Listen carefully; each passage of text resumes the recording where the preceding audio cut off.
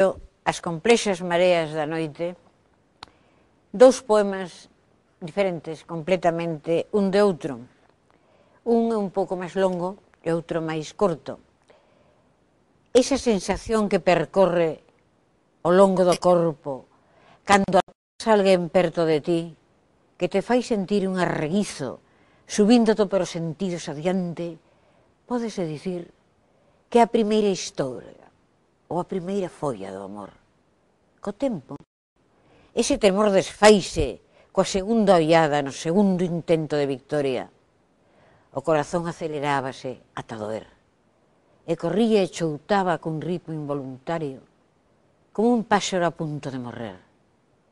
E non había espazo para calmar a queimura dos acontecementos, aínda que alguén unha vez, por riba de ti, falábache nun murmurio perto do teu ouvido, desdeñando o corazón que é como unha laxe, limada e gastada polo río.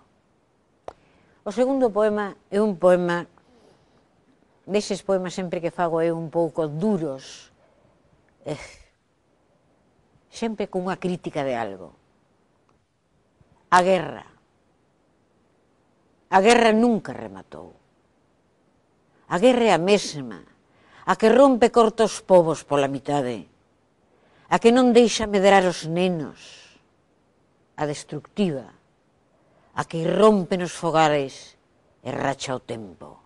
A guerra, aínda que pasaron anos, que pasaron séculos, milenios, que a sufriron milleiros de persoas, créedeme, a guerra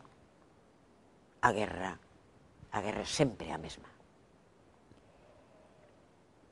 Este libro, que quedou ano pasado como segundo, justamente na Asociación de Escritores en Lingua Gallega, que agora se dá o premio, non sei que ano será, xa o terceiro ou cuarto, porque xa non me acordo, pero creo que un libro que ten certa importancia na miña historia de poeta.